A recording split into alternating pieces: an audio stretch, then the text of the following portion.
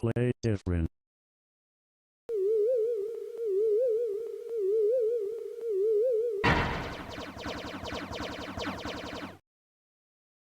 Greetings, smart and attractive people of the internet. In this video we're looking at Alien Attack, the battle over Sector 7G, from Fantasoft and Flying Mikros Interactive. What we have here is basically a remake of 1962's Space War, which is one of the earliest examples of a computer game. As a quick aside, I was lucky enough to play the original game at the Computer History Museum in California.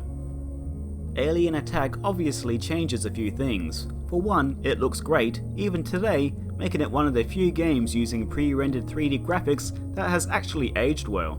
Oh yeah, it also has a cool B-movie aesthetic going on. Alien Attack is also considerably faster paced than the very slow and deliberate Space War. Additionally, while the original game only had 2 ships, Alien Attack has 4 to choose from, though they all play the same as far as I can tell.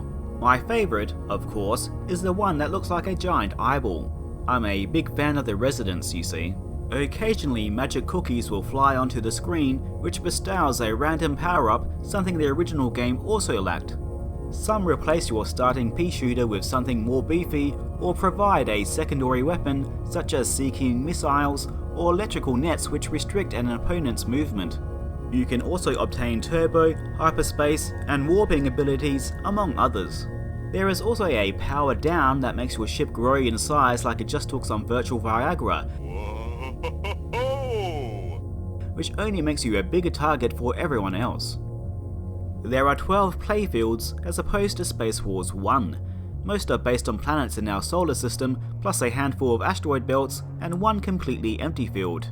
I especially like the planet ones, as not only are the planets different sizes to reflect the contrasting breadth of each body, but they also have the accurate number of moons orbiting them. Or at least, they're Galilean moons. So for example, Jupiter is a big planet in the middle of the screen with 4 moons orbiting around it at different speeds, whereas Mars is a smaller planet in the middle with only 2 moons orbiting around it.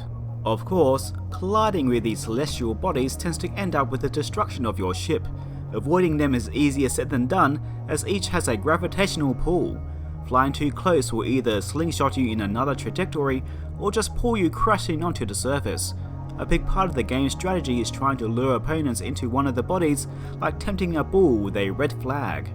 Oh, I should mention this game has controls like the game Asteroids, in that you will keep drifting in one direction unless you change course by thrusting in a different trajectory. Battles last from 2 to 8 minutes depending on the setting, and whoever has the most points at the end wins. You get 10 points for every time you hit an enemy, and 100 points for destroying one, allowing other players to kill steal. You'll also lose 100 points if you die by colliding with a celestial body. Okay, let's get to the biggest problem with this game, and that's that the single player sucks. It pits you against a single AI opponent, playing across all levels towards Earth. Once you win the battle at Earth, it loops over again. To get a game over, all you have to do is lose one battle. The big problem here is that the AI is a big dope, and it's incredibly easy to manipulate it into colliding with a planet, making it lose a ton of points. In fact, the hardest level is the very first one, simply because it's an empty field with nothing for the AI to crash into. But the reason for this is that playing this on your own really isn't what you're supposed to do. It's supposed to be played with either 2 players on one machine, or even better, 2 to 4 players over a LAN. This is where Alien Attack really comes into its own, becoming a chaotic, hilarious multiplayer title, and one that's still fun today, offering enough of both skill and luck, the former coming in the form of the power-ups. I couldn't capture any multiplayer footage, so here are some included demos to show off what they look like. As you can see, it looks like the kind of local multiplayer game that could come out on Steam or Switch today. Speaking of those kinds of games, let's talk about the history of the developers, Flying Mikros Interactive, which at least at the beginning, comprised primarily of John and Nikita Mikros. On the Mac, they are most well known for Monkey Shines 2 Guerrilla Warfare, and later in 2002, they made a game called The Egg Files, which was an Independent Games Festival finalist. They later rebranded as Tiny Mantis Entertainment, with Nick teaming up with a new group of people he had met. They made games such as Sheepy Tycoon, The Mosquito Project, and Thugs, which they also released as a physical board game. Later Nick would form Bumble Bear Games, focusing on making games people can play in public spaces. Of course, there isn't much of a market for that at present, but fortunately for them, they ported their 10-player arcade game Killer Queen to home, renamed as Killer Queen Black, and you can get it for Steam and Nintendo Switch right now. It's great to see that Nick is still following his dream of making social multiplayer games all the way from Alien Attack to Killer Queen today. It's inspiring to me as a game developer. Oh, and as another aside, I was lucky enough to play the arcade version of Killer Queen a few years back.